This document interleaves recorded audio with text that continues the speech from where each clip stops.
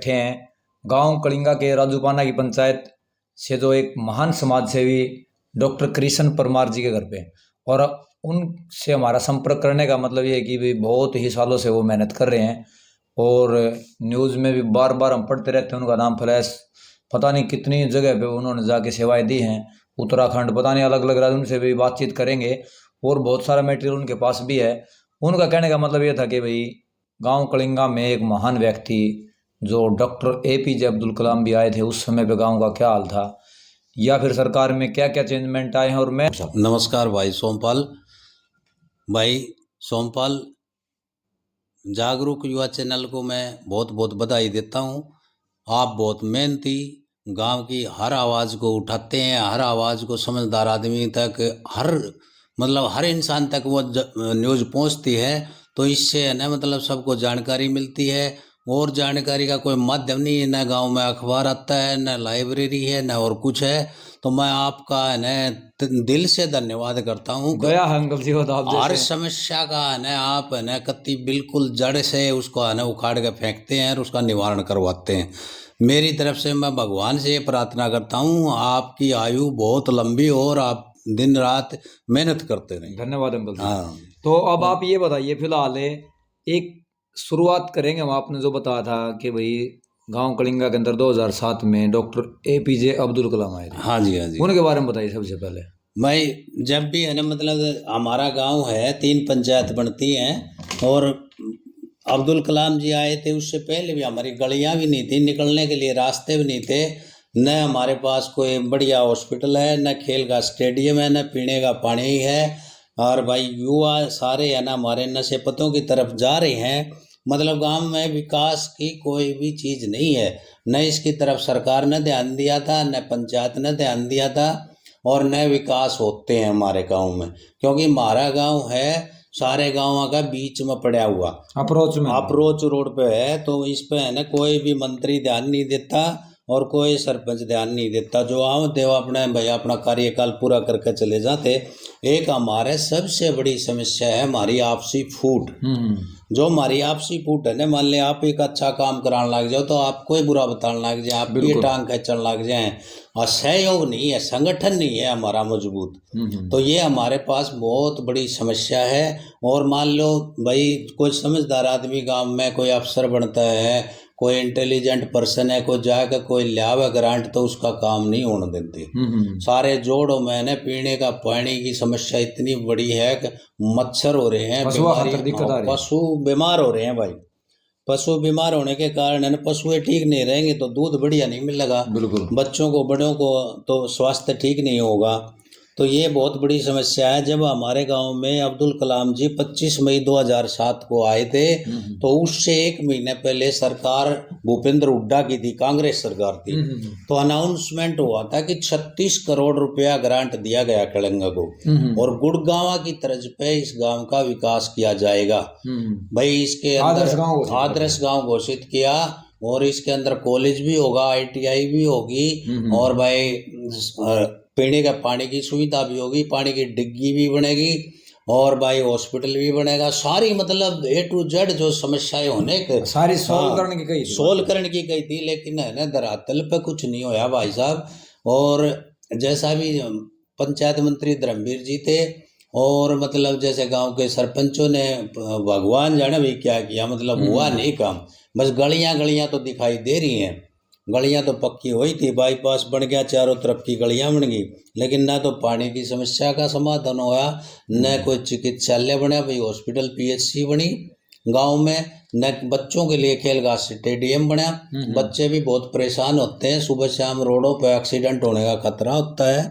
तो मैं तो है ना भाई जैसे कपूर वाल्मीकि बना उससे भी हाथ जोड़कर रिक्वेस्ट करूंगा और गांव के तीनों सरपंचों से रिक्वेस्ट है, अगर भाई तालमेल बना के प्यार प्रेम तक पुरानी बातों ने भूल के अपना जो है ना द्वेष भावना, भाई वोट तन्ने किसकी गई मन किसकी गई, ये बात छोड़ दो। जो होना था वो हो लिया। बिल्कुल। तीसरी बार BJP की सरकार बनी है, तीसरी बार बनने पर मैं बहुत बहुत धन्यवाद देता हूँ गाँव का और भवानीखेड़ा हल्का का, जो भाई ने BJP का MLA बनाया।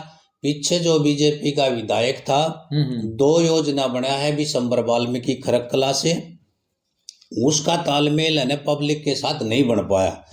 वो कारण ये था कि भाई वो ना तो किसी के दुख सुख में आया, ना यहाँ खरक में अपना दफ्तर में पाया, वो तो पता नहीं भाई चंडीगढ़ रहता खड़े रहता, आम आदमी की समस्या का समाधान नहीं हो पाया। इसलिए दो पहली योजना देखी, फिर दूसरी योजना में भी जिताया, चलो भाई सुधर जाएगा, काम करेगा काम का, लेकिन केलंगा सब पिछड़ा रह गया, कोई काम नहीं होया।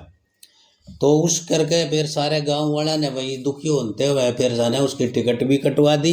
अब की बार टिकट मिली बीजेपी की बुआनी खेड़ा हल्का से कपूर वाल्मीकि जी को, और भाई वो 22,000 वोटों से जीते हैं।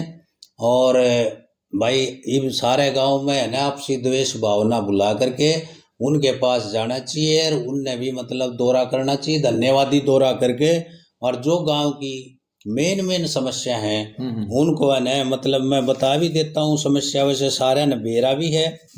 जो समस्या है ना हमारी भाई, एक तो पानी की सबसे बड़ी समस्या है, सामने आ रही बिल्कुल। वो तो हाँ, एक एमएलए पानी इतना जहरीला पानी पीने लग रहे हैं मेरे गांव के नागरिक, मेरी माता बहने, कि भाई उनको लीवर की बीमारियां रहे हैं, घुटनों में दर्द रहे हैं, और भाई इम्यूनिटी पावर खराब रहे हैं, मतलब ये है परेशान रहे हैं, कीड़ा का पानी पीने लग रहे हैं। यार कोई अफसर सुनवाई नहीं करता।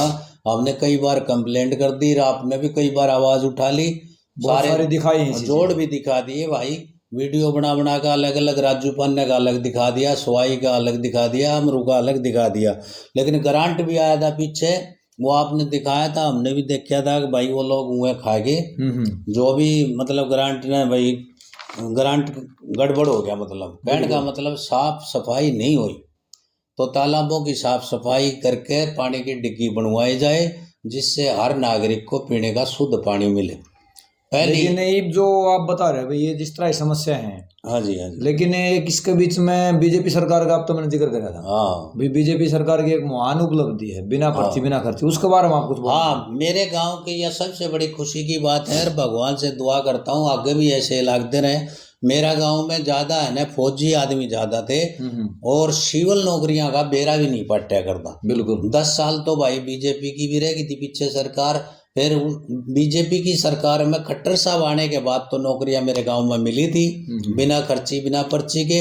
लेकिन कांग्रेस का राज में 10 साल भूपेंद्र हुड्डा रहा, और उससे पहले भी जो भी राज रहा, उस राज में हमारे बच्चों को है ना बिल्कुल नू पता नहीं लग गया करता, अग वैकेंसी कद लिखड़ी दी और कौन लग गया किस पोस्ट पे। बिल्कुल ठीक है ना, सिर्फ मेरे गांव में फौजी है, फौज में तो लग गया करते भाई, कदे दादरी भर्ती आ गई, उड़ा हो गए, दिल्ली हो गए, राजपूत रेजिमेंट में हो गए, फलानी जगह हो गए। फिर ये अग्निवीर आ गई भाई, अग्निवीर का हो गया 4 साल का, इसमें भी भर्ती हुए थे, फिर इतराज उठाया तो अग्निवीर का भी समाधान कर दिया।